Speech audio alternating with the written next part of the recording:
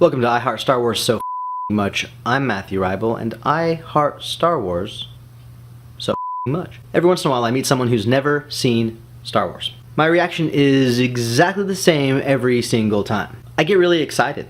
If you've never seen Star Wars, it can be daunting to take on. There are differing opinions on in which order you should view everything. I've given this a lot of thought. Back in 2011, a fan named Rod Hilton came up with what he thought was the best way to view the films, and he called it machete order. And if you've never seen Star Wars, it's absolutely the best way to watch them.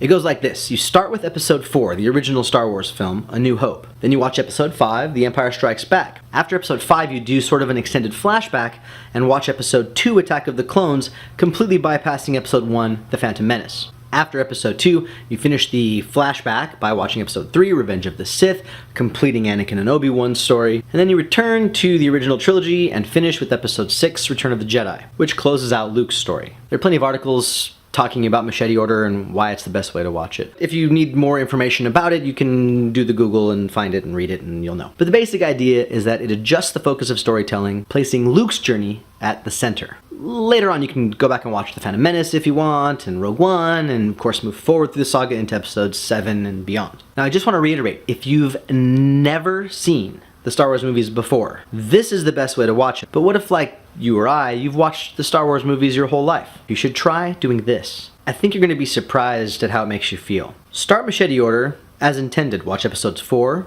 5, and then episode 2. But after episode 2, instead of going right to episode 3, watch The Clone Wars. If you've never seen it, I recommend watching all 6 seasons. Or if you're in a little more of a hurry than that, because there are a lot of episodes, there are multiple lists online that detail the best story arcs and in which order to watch them in.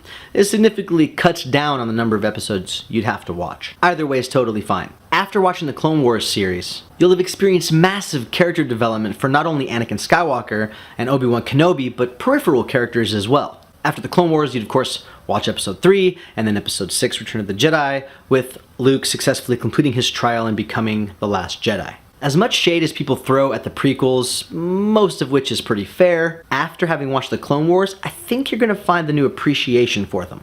They feel a lot like an arc of the Clone Wars cartoon, though a far less well executed version. The depth that the Clone Wars brings to both Anakin and Obi-Wan provides a huge chunk of what was missing in episodes 2 and 3. The big screen versions of Anakin and Obi-Wan felt hollow and kind of poorly defined. George Lucas's directorial style prevented wonderful actors like Liam and Ewan and Natalie from really ever getting comfortable with their characters, which led to sort of stilted performances and a lot of oddly uncomfortable scenes. I'm looking at you, episode 2. After watching Clone Wars and going into episode 3, all of a sudden you're really gonna care about the characters, despite the weak writing and stilted performances. I challenge you to give this a shot and come back here and tell me about your experience, because you will have had one.